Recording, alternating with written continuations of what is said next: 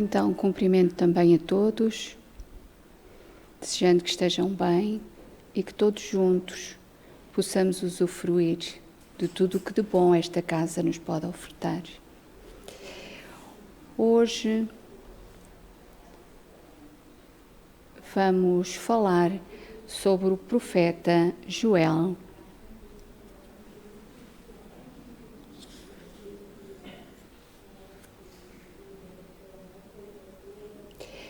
Entre os séculos IX e VIII a.C., tem lugar o aparecimento dos maiores profetas do Antigo Testamento. É através deles que esta parte da Bíblia alcança o seu auge.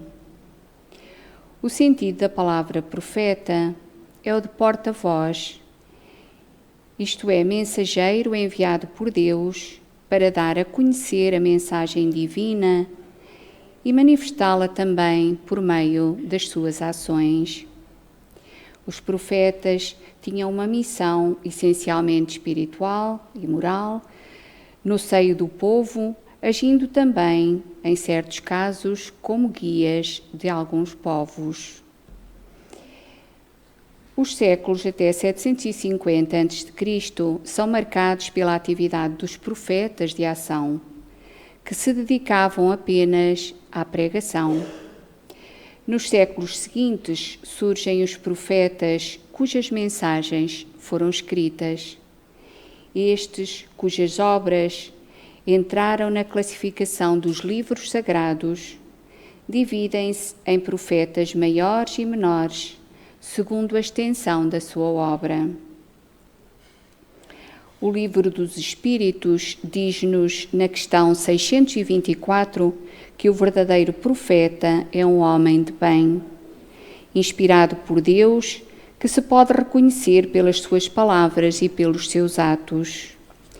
Impossível que Deus se sirva da boca do mentiroso para ensinar a verdade, dizem-nos os Espíritos através de Allan Kardec.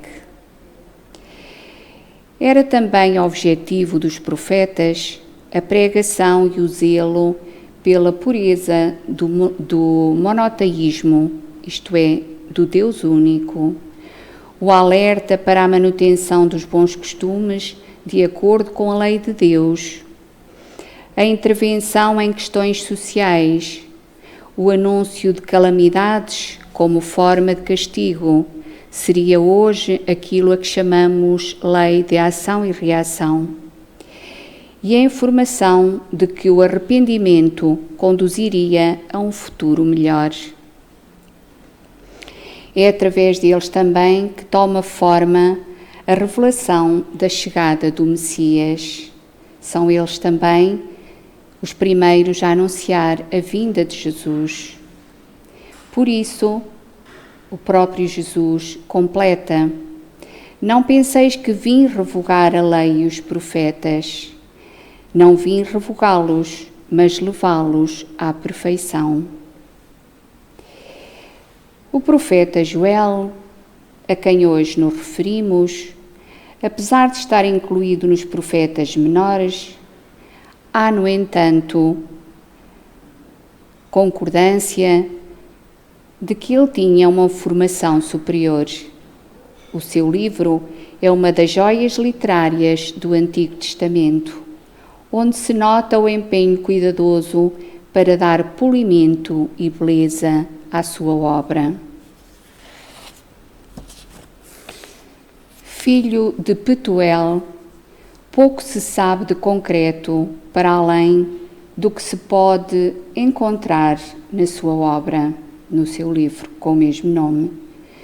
Joel exerceu o seu ministério em Jerusalém e foi um homem profundamente conhecedor do mundo rural, embora se suponha que não fosse esta a sua origem. Na verdade, a sua qualidade poética, o conhecimento profundo dos profetas anteriores e a maneira como trata a própria língua situam-no num ambiente cultural elevado. Tendo em conta o seu estilo literário e a própria língua, as investigações apontam a sua existência para uma data imediatamente a seguir ao exílio da Babilónia, por volta dos séculos V e XIV, V e IV a.C., a altura em que não havia rei na Judeia, porque ainda esta pertencia ao Império Persa. Joel apresenta-se como profeta da esperança. Tinham passado os tempos difíceis do exílio. As grandes catástrofes que atingiram o povo tinham passado. Eram esperadas as mudanças definitivas anunciadas por Jeremias e por Ezequiel. Apesar da liberdade total ainda não ter chegado e de lhes parecer que os inimigos não tinham sido ainda castigados, o profeta não desiste de incentivar o povo à esperança. Convida a sua gente a preparar-se pela penitência e pela oração. O Senhor derramaria o seu Espírito sobre toda a humanidade e as esperanças alimentadas durante os séculos anteriores, desde Moisés, haveriam de ser cumpridas. A mensagem do seu livro é, portanto, uma mensagem de esperança. Os 2 primeiros capítulos narram uma terrível invasão de gafanhotos que devastaria todas as plantações, algo que é visto como um convite à conversão, porque ele pede penitência e oração quando surge esta profecia, e de facto ela não acontece. Depois, os 2 últimos capítulos descrevem o julgamento de Deus sobre as nações e sobre a vitória final. Mas a passagem que mais se destaca no seu livro é o capítulo 3, a efusão do Espírito de Deus, citado mais tarde no Novo Testamento pelo apóstolo Pedro no Sermão de Pentecostes, inserido no livro dos Atos dos Apóstolos, cujo conteúdo é o seguinte: depois disto, derramarei o meu Espírito sobre toda a humanidade. Os vossos filhos e as vossas filhas profetizarão, os vossos anciãos terão sonhos e os vossos jovens terão visões. Também sobre os vossos servos e servas, naqueles dias, derramarei o meu Espírito. Farei aparecer prodígios no céu e na terra, sangue, fogo e nuvens de fumo. O sol converter-se-á em trevas e a lua em sangue, ao aproximar-se o dia do Senhor, grandioso e terrível. Então todo aquele que invocar o nome do Senhor será salvo, pois sobre o monte Sião e em Jerusalém ficará um resto salvo, como disse o Senhor. E entre os sobreviventes estarão todos aqueles que o Senhor tiver chamado. Depois, mais à frente, já no Novo Testamento, lemos na carta aos Hebreus: muitas vezes e de muitos modos falou Deus aos nossos pais nos tempos antigos por meio dos profetas.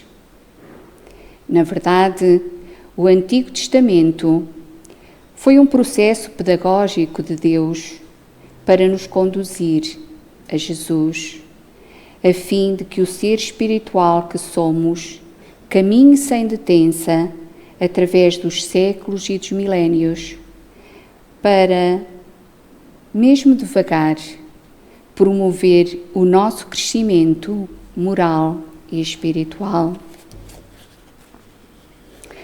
Percebemos então que a grande obra de Deus nosso Pai precisa ser levada adiante por criaturas que se dispõem a essa tarefa. Por isso, desde tempos imemoriais, irmãos nossos, de várias formas, se mantiveram fiéis à aliança com Deus e, quando chamados, sempre repetiram a mesma frase: eis-me aqui, Senhor. Então é esta a mensagem que trago do profeta Joel.